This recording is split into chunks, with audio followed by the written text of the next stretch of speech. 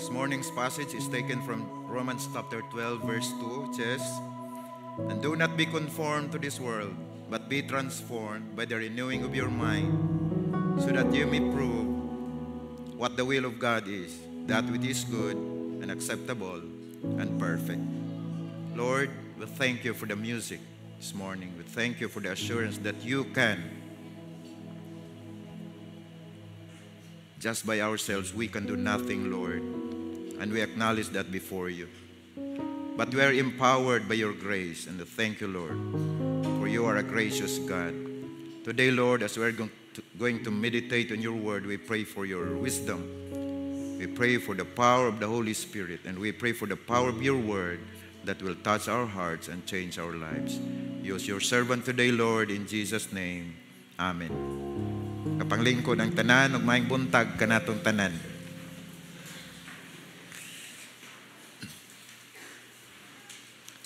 Thank you, music team, sa pag-alagad sa Ginoo ug sa iyang katawhan karong buntaga. Are we blessed sa atong pag-awit karon? Hindot kay una-unaon nga nay mga butang nga gihuna-una nato nga kaya nato. Pero kay balo ko nga daghang mga butang sa atong kinabuhi nga makaingon gyud ta di gyud ta kakaya. Ang 1 Corinthians chapter 10 verse 13 nagingon nga walay problema, walay troubles nga moabot kanato nga dili nato kaya o gawas nga makaya nato. God is faithful who will give us the way out, way of escape para sa mga problema, para ma-overcome nato. Well, usay ka na nga verse gamiton sa pag-ingon nga kaya ra kay nato mga problema. But actually, ang tinuod di gyud nato kaya. Ang kinabuhi, pinagi sa atong kaugalingon. That's why we need God's faithfulness, we need God's grace, and we need God's power. And I believe mo na atong ginasinati all through the week. Gikan sa ato ang celebration sa atong 50th anniversary. Na-overwhelm kay ko sa kalipay, sa gitugot, sa Ginoo, sa atong kinabuhi. Tagaan tag maayo nga speaker, i-bless ta sa iyang family. Tagaan tag maayo nga venue, tagaan tag finances para maka-provide sa tanang mga needs, tagaan tag daghang mga guests. Nag-uol po ta kay basig daghan ra kayo, nga di ta maigo, but thank the Lord. We thank the Lord sa iyang grace nga na-supply gyud tanan ug maayo gyud ang atong celebration. Na I believe we are all blessed ug nalipay ta sa nagakahitabo. Amen. Tulo ra ka buok, but I believe nga ginapa-enjoy gyud ta sa Ginoo sa atong Kristohanong kinabuhi. This month we would again introduce another theme nga mao'y atong ginatuyok-tuyukan. Ang 5 purposes: worship, fellowship, discipleship, ministry, and evangelism. Now this month, balik na punta pag-isgot about sa discipleship. Ang atong goal nga nung gibalik-balik nato nito kay mao gini ang gidesign sa Ginoo para sa church o para sa mga individuals. Again, let me remind you nga ang average nga edad sa tao kung kwentahon nato inadlaw is 25,550 days. O gitagaan ta sa Ginoo niana nga average nga lifespan to live out His purposes.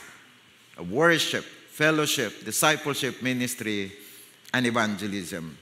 So our theme for the month of September, bare months na diay, no?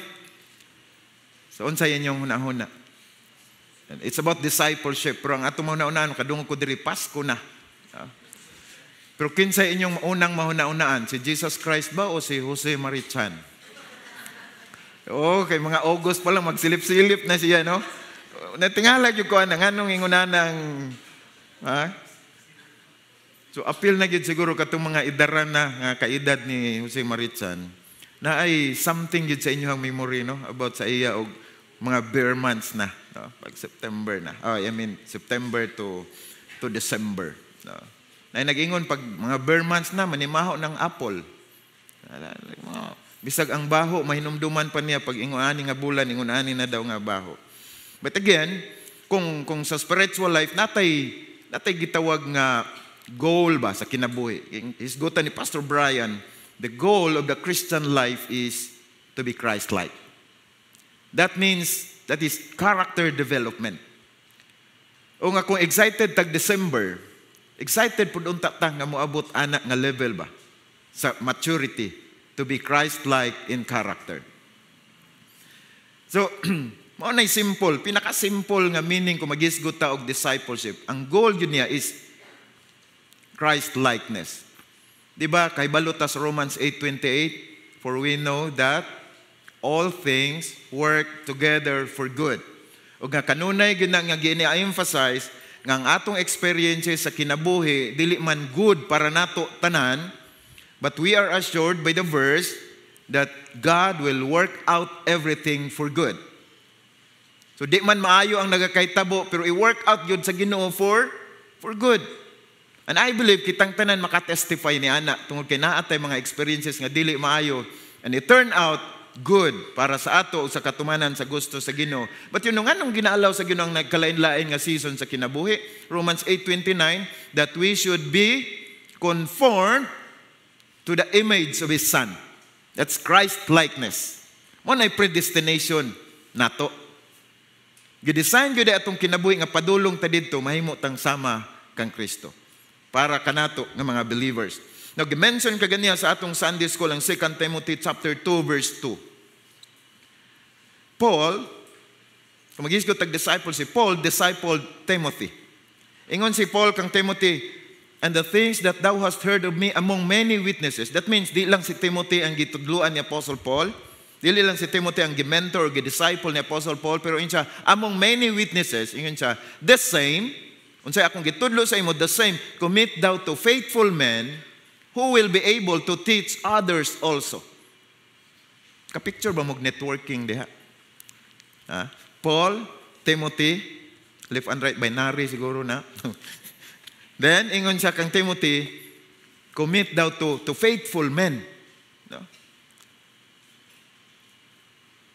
So that these faithful men will be able to teach others also. Nag-istorya mi Pastor Ayok before ko ni Saka. No? About sa discipleship nga. Nabay level nga, learner sa ka, disciple ka. Nga kinahanglan ka og discipler. Nagkinahanglan yung kag mentor. Pero dili ka magpabilin nga learner lang, tungod kay ang desire sa usa ka mentor nga ang iyang gitudloan pud mahimo pong usa ka mentor. Given naman na bisag asa ta sa education, asa nga eskwela, kay ang mga teachers nato gusto gid sila nga mutaas gyud ang atong level. Moabot ta didto nga mahimo tang mga level nga mahimo tang mga teachers or disciplers. So that's why ningon si Apostle Paul, commit thou to faithful men who will be able to teach others also. So one of these days, maybe maghisgot po ta sa gitawag intentional discipleship. Nga mo ni ang detalye. But for now, as an opening message, maghisgot ta about sa a life transformed by God. Because this is about Christ-likeness. Ang product nga gusto ni Apostle Paul kang Timothy is change lives. So sa mga illustrations or sa mga workers nato nag-share about ani si Ma'am Beth Villarosa. One time nag-share siya ani, ang gigamit niya ang process sa sagingan. Sa saging nga atimanon gikan siya sa tawag ani tissue, no kanang paliton pa Manila ang seedling nga tissue. Hangtod atimanon na nimo hangtod nga mamunga, hangtod i-deliver pag deliver ana sa customer, naa gyud nay mga ug sa pa standard sa quality, no? Nay class A, class B, class C ug na mga reject. So ingon siya, sa Christian life, ang gusto sa Ginoo, quality life ang ato pud nga dalon ngadto sa Ginoo. Kung gisgot tag intentional mentoring and intentional discipleship. So good karon, I mean, as a system, sa atong church, wala man gyud ta naghimo pa og kanang intentional nga, ako'y mentor nimo, then ikaw dapat i-mentor nimo ni siya. Wala pa, di ba no?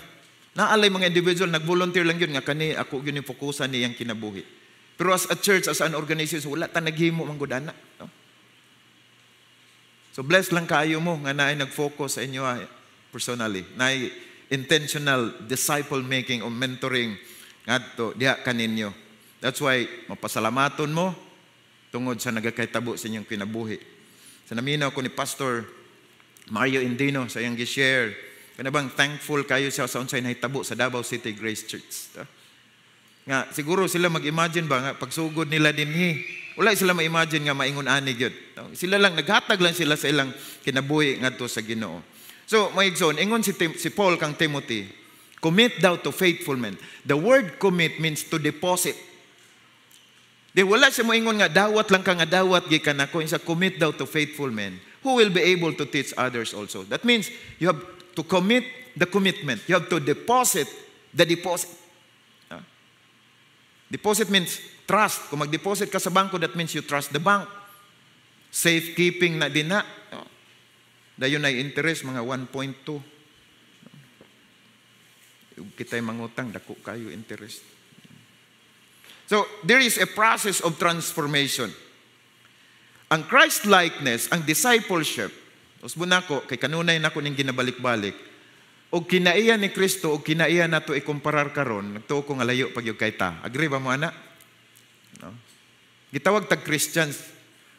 Among maestro ngayon siya, little Christ. Basta Christians, that means little Christ. Gamay nga Kristo. So, gamay pag dili, pag yung tapariha yun kang Kristo yun. Pero mura-mura na, di ba no? Lo, dili, kayo mo agree. Kinsa, day mo? Day mo naliwat. Sa day ta naliwat. So, kung ang goal na to, diri na lang ko sa pikas, diri ang goal na to, si Jesus Christ, kanang kinaiya yun nga, mura na yun tag si Kristo. Medyo layo-layo pa ta. Pero ang encouragement, layo na puntag na biyahe, di na punta pareha sa una ka, kuan, di ba no? Medyo mas buutan na takarong kay sa una. Tama ba? Mas mapailubo na takarong kay sa una. Sakto? Ha? Bisang ang uban mo ingon sila, sukad na himo kung Kristohanon, daghan na may hinong kong problema. Oh. Pero check your patience. Di ba lahi na karon? Oh. Balik ta sa traffic. Sa una, makapamalikas pa ka, no? Karon dili na kayo, di ba?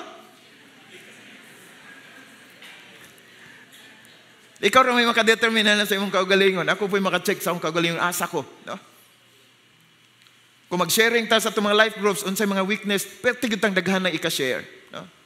That's why, but na ko i-encourage ang matag-usa nga, let us all be excited kung maghisgot tag transformation sa atong kinabuhi.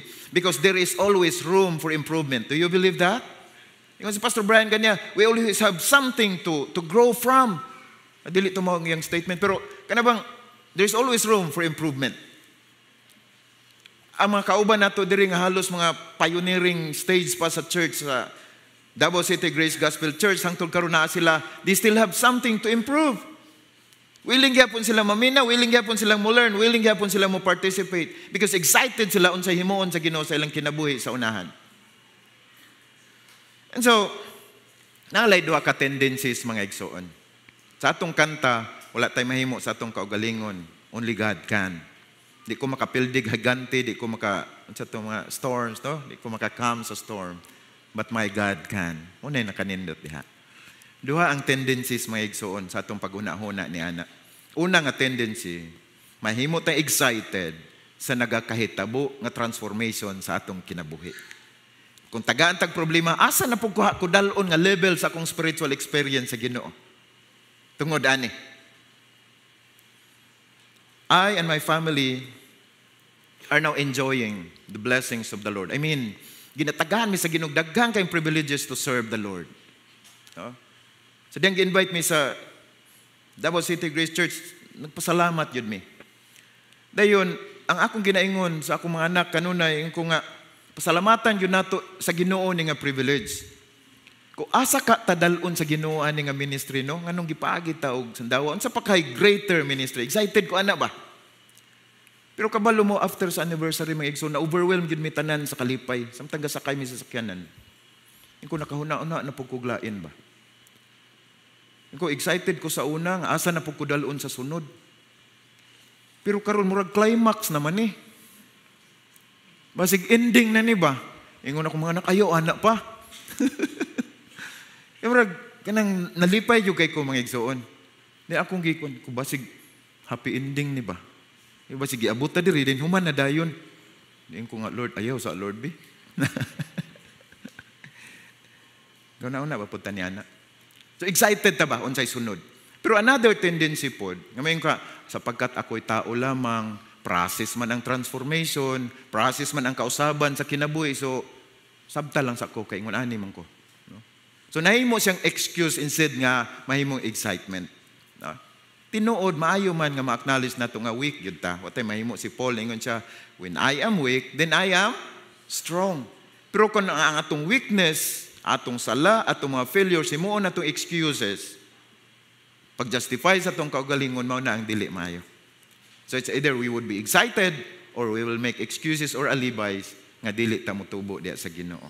So, ang atong hinumduman karon, because kabalo naman gyud ta ning caterpillar, cocoon, o butterfly. Muna ang usas mga examples. I think the best example sa atong transformation diya sa Ginoo. Kung ulod man ta, gusto ka himuon sa Ginoong butterfly. One of the most beautiful miracles in nature is the transformation of a caterpillar into a butterfly. At first, the caterpillar crawls on the ground, slow and limited, feeding only on leaves.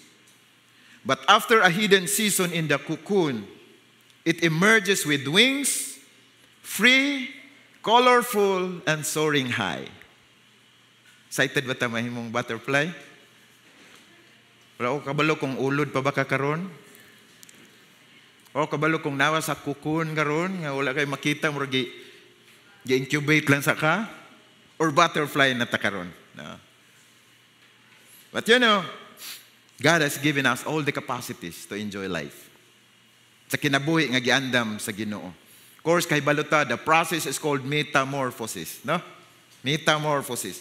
So, that is the very word Paul uses. Kanang metamorphosis. Paingon niya sa Romans chapter 12, verse 2, be transformed. Muna ihang record ha, di lang ako basahon kay buko kabalo mo basa gihapon ana. I-transliterate lang siya. Be transformed by the renewing of your mind. Metamorphosis na, no? Change. In other words, the Christian life is a journey of transformation. Maraming nagsabot-sabot, Pastor Brian, sa among lessons. Actually, ang among gisabutan naman, ang theme nga discipleship. He said, ang kinabuhi is a journey of transformation. So, kad nga nahimo kang Kristohanon, you were born again into the family of God, the Christian life, nagsugod sa pagtrabaho sa imong kinabuhi. That means you are improving, you are growing. Katong maginikanan, kasabot yun ta. Unsa ka malipayon ta pag naatay bag-o nga baby. Congratulations there sa Heralde family. Sa bagong members sa family. Gasalig man ta sa Ginoo pero kulbaan pud ta. So salamat sa mga prayer warriors. Asa na ganita? Excited ta, no? Excited ta as a ginikanan, as a parent nga mulihok na atong anak, nanay tricks, mo respond na sa atong hagwa-hagwa, hangtod mo kama, hangtod mo lakaw, hangtod mo dagan. Hinoon, ako po, kita, mga ginikanan, paghapit na mga anak, daghan po taghadlok, no? Yung makakita din tag sa mga salida, nga mga anak, kulang og kamot, kulang, sige na kagta akong anak, kompleto yung kamot. Mga ana-ana, no? Pero sa diyang magsugod na, pag anak na, mag-excite, mahimo tayo excited sa nagakahitabo sa ilang kinabuhi, no? So again, the Christian life is a journey of transformation. Ang Dios dili gusto nga magpabilin ta sa maulang gihapon nga sitwasyon. He wants us to grow. He wants us to be transformed. Do you believe that? Nga hangtod karon dugay na ta nangalagad sa Ginoo pero kinahanglan gyapon tang motubo? Yes, because that is God's design for us. He doesn't want us to remain crawling in the dirt of this world. Nga mag-angkon tang Kristohanon pero atong kinabuhi nagkamang-kamang gyapon sa kalibutan. Gusto sa Ginoo i-rescue ta gikan dinha. That's why gina-transform niya ang ato ang kinabuhi. He wants us to go through His process of renewal so that we may live in the beauty and freedom of His will. That ye may prove what is that good and acceptable and perfect will of God. That means ang Ginoo na will, ang Ginoo na design, ang Ginoo na purpose. Gusto sa Ginoo nga diha ta mo enjoy. Diha padulong ang ato ang kinabuhi. So number one, ato isgutan diha is to leave the old life behind. Kung mag-isgot tag transformation, mag-isgot tag discipleship, number one diha sa inyong grace note, leave the old life behind. Ato pa kung ulod ta, mubiya tas pagkamang padulong into the God's calling of transformation. The verse says, in verse 2, do not be conformed to this world. Na po ilisod kayo nga word in Greek word, no? Suskeimatezeti. Conform. No? Conform. It means to be pressed into a mold. Di man tanan sa ato nagka-try yun og himog hollow blocks, pero kabalo gyud ta unsay mold. No? Ang simento ibutang dito sa mold. Paggawas, mapurma na siya. Kung unsa, depende sa imong mold. Ang mga bata karon kailan na kayo kanang mold, no? Clay. Nga naapod sila, mapurma nilag star, mapurma nilag triangle, malipay kay sila. Ang kalibutan, ang system sa kalibutan, mga igsoon, gusto niya nga pigaon ta diha sa iyang mold. Ang kalibutan, maningkamot po ba? No? Gina-influensya ta sa kalibutan. So, ingon si Apostle Paul, do not be conformed to this world. Ayaw tuguting nga ang hulmahan sa kalibutan mo imong hulma sa imong kinabuhi. One of my prayers sa akong mga anak kanag yung i-protect sila sa Ginoo sa dili maayo nga influensya sa palibot. No? Kasi sa church, unas tanan, tudluan na to. In the beginning, God created the heavens and the earth. Pag mag-eskwela, tudluan, may ninoon ditong igikan ta sa baki, sa pito-pito, na himong unggoy, na himong, oh. Yun na tinuod, di ba? Pero kasulay ba po mo nga, ug manamin mo, makaingon po mo ba sig tinuod si Charles Darwin? Pagtanaw na tumurag atong naong murag pa kayo na evolve nga kompleto gyud nga pagkatao na patas tunga-tunga gamay, no? From crawling to calling, no? So imagine na ang ulod, ang caterpillar nga naa lang gyud siya sa ground, no? Kaon-kaon lang og dahon. So that is a picture of life without Christ. Bound to sin, chasing after temporary pleasures, never rising higher. Na kung wala ang grasya sa Ginoo mga igsoon, diha lang yung takutob. No? Mabitaw na ang spiritually dead nga mga tao. Dead yun sila, pananaw sa Ginoo, bisag gadagandagan sa kalibutan, nagalihok sa kalibutan. God calls us to live behind the crawling life of conformity to the world. Musugot tag sa dili tungod kay niatas kalibutan, naagyoy pull ang kalibutan sa ato. Amen? Bisag asa ta, bisag unsa nga profession ang imong pilion, nagyoy pull ang kalibutan din ha. Sa pastor nag-illustrate siya nga ang pagkinabuhi nato diri sa kalibutan mura tag galakaw sa high road ba. Unya naapod tay kauban nga naglakaw sa low nga road. Unya makigunit ka, makighan sana. Holding hands ka sa iya, maglakaw. Kung magbidirahay mo, mas kusog yun ang pull paubos. No? Mas kusog ang pull sa gravity sa ubos. That's why, kung tinuod na, kung mo-agree mo ana, well, kusog yun ang kalibutan. No? I mean, kung kita lang ang saligan, dito yun ta padulong. But again, mubalik ta diri sa grasya sa Ginoo kay gidesign ta sa Ginoo for transformation. Kaya day nato nga dili ta ma-influensya sa kalibutan. Na ba ko diha? So malandong lang tagamay kay. Dito may sa Kidapawan gahapon, na sila retreat dito. Na usa sa mga igsuon nato dito nga kanang dugay na miwa nagkita niya. Nabuto siya sa church nga sa ako ang time ba? Ako na-assign dito. Doon nalipay kay ko nga usa na siya sa mga leaders dito. Pero mention lang nako ni mga igsuon kay trending man gyud, no? Ko kumusta man? Okay ran trabaho siya. Okay ba ya? Pero dili ko ganahan pa magsuot sa among uniform sa trabaho. Kay mao may trending gud karon. Kumusta man? Affected ba pud mo siya? Affected in some way.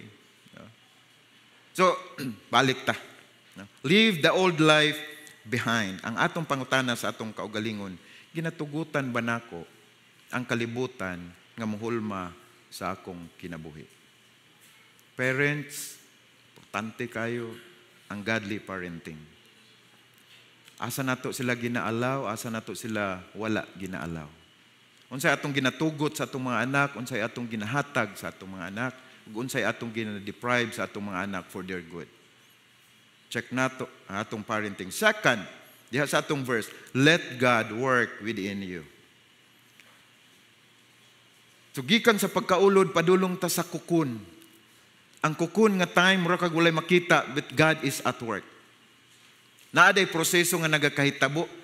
Diha, samtang ulod ka nga nabalot ka sa, lagi kukun, may tawag, anak, no? Ingon ang atong verse, be transformed by the renewing of your mind. Be transformed passive na. That means, dili nato kaya sa atong kaugalingon. Ang transformation nga mahitabo sa atong kinabuhi, dili day ni ato. Mo nang tinuod ng kantang gusto kong bumait pero di ko magawa. Nga ano man, tulo ka adlaw ray lahutay kung kita ray mag-usab-usab sa atong kaugalingon. Kana istorya ra ng tulo ha. Kayang uban upat daw ila ha. Philippians chapter 2 verse 12, wala diya sa inyong mga note pero pwede niyo idugang. For God is working in you, giving you the desire and the power to do what pleases Him. Now when we say, pleasing the Lord, let God work, pleasing the Lord, ang kinauyukan ana, mga igsoon, is that, kung nakapalipay ka sa Ginoo, trabaho gyapon na sa Ginoo. Philippians 2:13, ingon siya, for God is working in you. God is at work. Kanang pulong work din ha, das enerhiyo. Buti pasabot, it is God who energizes us. So kung niasinso ka sa imong Kristohanong kinabuhi, niuswag ka, effective ka, kung asa ka gibutang nga ministry, it is because God is energizing you. It's not because sa imong sipag at yaga, galing at talino. It's about God's grace. Be renewed by the renewing power of the Lord.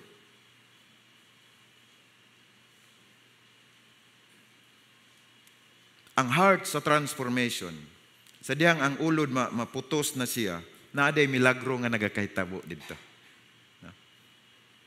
Ako, nagtuo ko mga igsoon nga, may mga season sa atong kinabuhi nga, gina-isolate bitaw ta sa Ginoo nga, ako ragyod og siya, ikaw ragyod og siya. Nga mga season sa kinabuhi. Naay milagro nagakahitabo diha sa atong kinabuhi. I know, kitang tanan maka-attest niana nga mga experiences. The old form is broken down and something entirely new is being created. Kung magtanaw lang ka sa kukon diha, gagabitay-bitay, mura magwala lang, no? Spiritually, na nagakahitabo sa ato mga season sa kinabuhi. That is what happens when we surrender our minds and our hearts to God. Renewal comes through the Word of God, prayer, worship, and the work of the Holy Spirit in our lives. Transformation begins inside. So ang change nga nagakahitabo sa kinabuhi sa Kristohanon is true change. Real transformation because it is from the inside out. We cannot transform ourselves. It is God's work. God reshapes our thinking so we can see life through His eyes. So magkakausab ang atong perspective sa kinabuhi, the more nga magkasuod ta sa Ginoo. Magkalalo ang atong pag-ila sa Ginoo. The more nga nagatrabaho, we allow God to work in our lives, He works through our lives. Kasi ganahan ko anang panahon bitaw sa dili maayo nga season sa kinabuhi, no? Physical infirmities, troubles, sa bisan asa, relationship. Ma-encourage kay ko sa statement nga akong nabasa. Ingon siya, God wants to accomplish something in you and through you. Kung doon na may mga kalisdanan sa kinabuhi, inumduman na to, na ay gustong trabaho ng Ginoo sa imong kinabuhi o pinagi sa imong kinabuhi. That means, dili lang para sa ato, kundi mahimo putang panalangin ngadto sa uban. Now, kaning transformation, na nag-ingon, paingon niya, renew your mind. That means we have to think what God thinks. So sa unsang paagi man nato nga mahuna-unan ang huna-huna sa Ginoo, nga magdagan sa atong utok kanang iya gyud sa Ginoo. Punon nato ang atong utok, ang atong mind sa pulong sa Ginoo. Munang nagtuog yung ko mga igsoon nga walay Kristohanon nga magtubo, nga walay tuon-tuon og Bible. Karong panahon na ra ba, malipay na ang mga tao pag ang simba mubo na lang. Mag-advertise na, diri mo sa among church kay mubo ra ang wali diri. No? Ingon magkomedya ko sa akong mga anak usahay. Ay, naistorya na nako ni sa inyo. Ayo lang kayog dibdiba mga igsoon kay dili man gyud ni siya lalom gyud kayo nga istorya. Pero pwede po nimong naon positively. Kanang i-invite bitaw mi mag-speak, no? Namang ko'y honorarium gyud. No? Mao po na makapa-excite nako. Ako mga anak ginapahibalo nako ba nga kanabang unsa ka generous ang mga tao, nak ingani ang church, ingani nya gi-invite ko nag-speak didto, nya ingani ilang gihatag. So, ang ako expectation ba nga, mo appreciate sila sa generosity sa mga tao. Pero question sa usa sa akong mga anak yun siya, pa, pag i-invite ka nga speaker, unsa giuna nimong mahuna-unaan? Kanang makashare ka sa pulong sa Ginoo or naay honorarium pagkahuman? Mo ano man mahuna-unaan, no?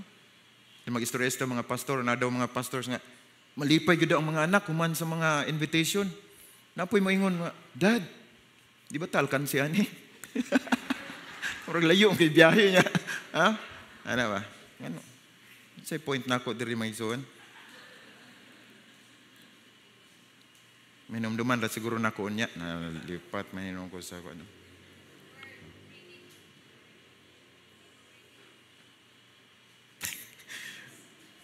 Daghan ra ba kayo na nanaw online then daghan kay mga suggestion. Pastor, pag binisaya pod.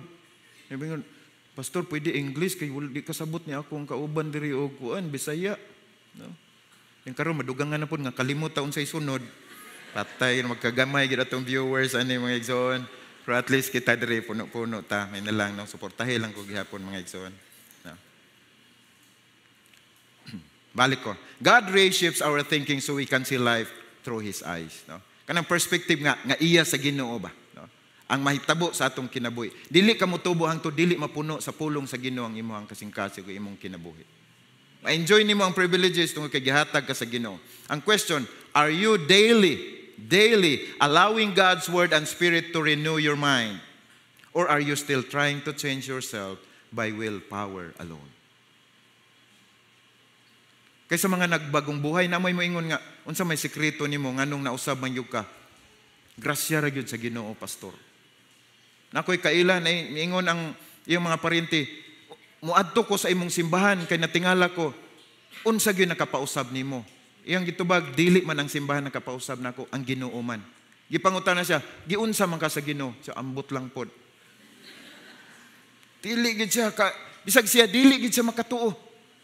Ang mga tao sa palibot nga among nailhan nga nakaila siya kay balog yun nga murag yung imposible nga mahimong anak sa Ginoo kausaban. Or ang uban maingon nga mo decide lang yug ka. Kinahanglan magbag-o yug ko, maingon yug ko magbag-o ko. No? Pero ang willpower mga igsoon wala gyud nay lahutay. Ang makapausab nato grasya ra sa Ginoo. That's why number 3 is to live out the new life. Mga imperative ni dinhi sa ato nga nagkinahanglan sa pares sa grasya sa Ginoo. I mean, this is just a response to God's grace. Diba? Pag ingon diha, offer your bodies a living sacrifice sa verse 1, that is just a response to the superabounding mercies of the Lord. That's why di gyud ta kapasigarbo sa mga kausaban sa atong kinabuhi. Karon ang challenge is to live out the new life. Gikan ka sa crawling nga ulod, caterpillar, kukon nga gitransform ka sa Ginoo. Nahimo kang butterfly. Do you see that? Nga sa Kristohanong kinabuhi, dunay kagawasan. There is beauty in dwelling in the will of the Lord.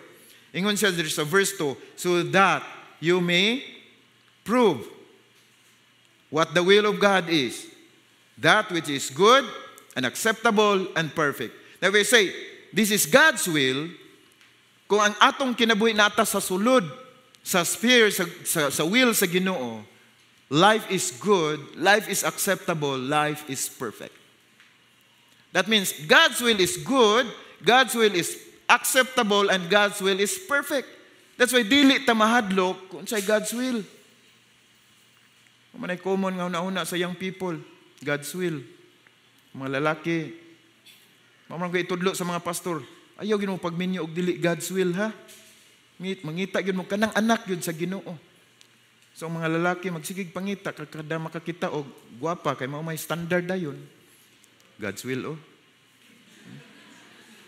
God's will na ipananaw. Pero seryosoha sila. God's will bagyod. Ang imong gipangita. Bisag pagpangita sa life partner may igsoon, God's will yun. Ni usay pag moingon man good na mga istorya. Kasi madlok magukog ibas ba? No? Di na sa ruta mag-online sunod. Naman kayo moingon ba nga? Og si Lord pasagdan, kanus apa? No? Di ba no? Mga babae magipirmi pasanginlan ani nga istorya. Mga DC o mga linya 20, Lord, give me the best man. Karon hapit nag-30 wa man gihapon. Ingon lang, Lord, give me a man. Wala na tong best. Abot nag-30 kapi, nag-40. Lord, asa naman? Ang ending, wa man gyud na human. Manang murag matintal ta pagpaningkamot sa atong kaugalingon kay basig og ang kabubuton sa Ginoo atong hulaton kanus apa. Lord, ikaw magbuot pero na picture diri Lord. Kay ngano man mahadlok og ang God's will basig pangit ihatag.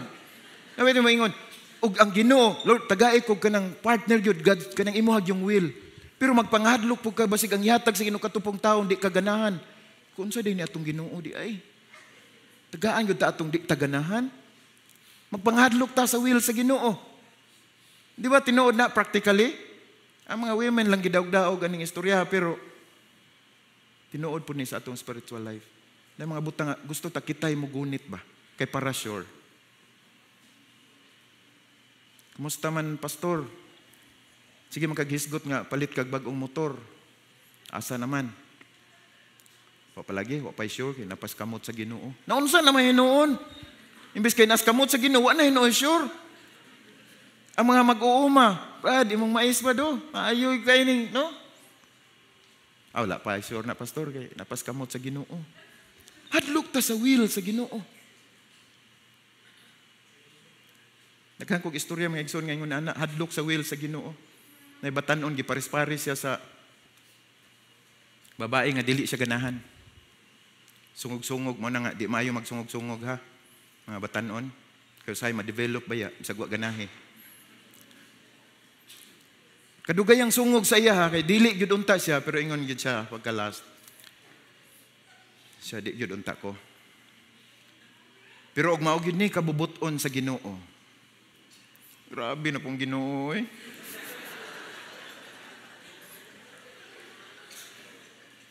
Dikan kay mga panahon nga makapangutan ta, Lord, mao ba gyud ni imong will sa akong kinabuhi? Nganong ingon ani man nagakahitabo? Ha? Ingon si Apostle Paul, dili ta magpahiuyon sa kalibutan, ipatransform natong atong mind sa transforming power sa Ginoo aron atong ma-prove nga maayo gyud ang kabubuton sa Ginoo. Kay mo pabilin ta dinhi ang atong standard makalibog. Ang standard sa kalibutan ug ang standard sa Ginoo. So kung naa ka dinhi, usay may good dinhi nga dili good diri. In other words, pag naa ka sa Ginoo, gi-describe na gyud sa Ginoo, tulo ka description kung naa ka sa will sa Ginoo. Good, acceptable, perfect. So that you may prove what the will of God is, that which is good and acceptable and perfect. Ang butterfly, paggawas niya sa kukon, pagkanindot kay tanawon. Excited ba ka nga magsigig lupad-lupad sa iyong pagkakristohanon? Lahi po itong gabi, dahil nang haplas og lana, lahi po ito. Pero kanang nagkinabuhi ka nga, nalipay yung ka sa imong kinabuhi. Tungkol kay naa ka sa sphere, sa will sa Ginoo. Whenever mo gawas tas kabubuton sa Ginoo, wala gyud happiness dito. Walay tinuod nga kalipay dito. Kung mo-compromise tas kalibutan, mo-compromise tas sa sala, walay kalipay din na. It's not a good life. It's not a pleasing life. It's not a perfect life. Nag-design sa Ginoo para kanato. Ang nakanindot, pag mahimo na kang butterfly nga Kristohanon, others will see the beauty of Christ in you. Nga sa atong testimony sa kinabuhi, dili ang imong pagkamaayo, dili imong pagkabuutan, dili ang imong diskartes kinabuhi ang makita sa mga tao sa palibot, kung dili ang Ginoo may makita sa imong kinabuhi. Manay nakanindot. Kung mag-share ko sa pulong sa Ginoo, malipay man ko usahay og ingnon ko nga maayo ka muwali, pastor. Kabalo man po ko nga dili gyud nga na kamayo, pero maayo ka muwali, malipay. Pero kana bitang mo quote sila sa unsay lesson nga ilang nakuha. Muna agyud mo kumpiyansa mga igsoon og ano. Pastor, na bless kay ko sa imong message karon. Asa nga part? Katutanan. Kay wala man po di agyud na bless. Your life becomes a testimony that God truly changes people. Is it true? How you respond to circumstances, how to respond to problems. Sa pagkahimo nimong butterfly, ang mga tao mabless sa imong kinabuhi. Tungod kay kanunay ka, nagtudlo sa Ginoo, dili sa imong kaugalingon. Proving means examining and experiencing what aligns with God's will. Ang kalibutan, outward transformation, kaya niya. Pero kaning transformation from the inside out, ang Ginoo lang makahimo sa imong kinabuhi. From caterpillar, cocoon to butterfly, sa imong spiritual journey, Ginoo ray makatrabaho ana. The proof of transformation is a life lived in God's will. The Christian life is a journey of metamorphosis. From crawling in sin to answering God's calling. From the hidden cocoon of renewal to an open life of transformation. From a lowly caterpillar to a soaring butterfly that displays the beauty of Christ. Brothers and sisters in the Lord, God is not asking you to change yourself. He is asking you to surrender yourself to the Lord. Before si Apostle Paul niingon, be not conformed to this world, but be transformed by the renewing of your mind, he began with a conclusion. Romans 12:1. Memorize naman tanan, but I'm reading a different version. Therefore, I urge you, brothers and sisters, by the mercies of God, to present your bodies as a living and holy sacrifice, acceptable to God, which is your spiritual service of worship. That's total surrender. Total personal dedication to the Lord. Dili nato awayon ang kalibutan, kay dili nato kaya. It's surrender to the Lord o makatransform sa atong kinabuhi. Magampo ta. Ginoong Dios, salamat kayo sa reminder karong buntaga. Sa realidad nga posible Ginoo dunay conformity, dunay compromise, dunay self-righteousness sa kinabuhi. But Lord, tabangi mi to stay in your grace. Pinagi sa gahom sa balang espiritu nga magalihok sa among kinabuhi, ang among huna-huna mapuno gyud sa imong pulong. Ang among kasing-kasing mapuno sa imong gugma. Aron nga sa ingon ni anak Ginoo sa among pagkinabuhi, Lord, ang mga tao makakita kanimo dinhi kanamo. Mahimo uming maayo nga testimony sa imong grasya. So Lord, we ask for your grace. We ask for your mercy. Nga imo nang gipadagaya dinhi kanamo nga dunay epekto as we surrender our lives to you, Lord. We commit everything to you in Jesus' name. Amen.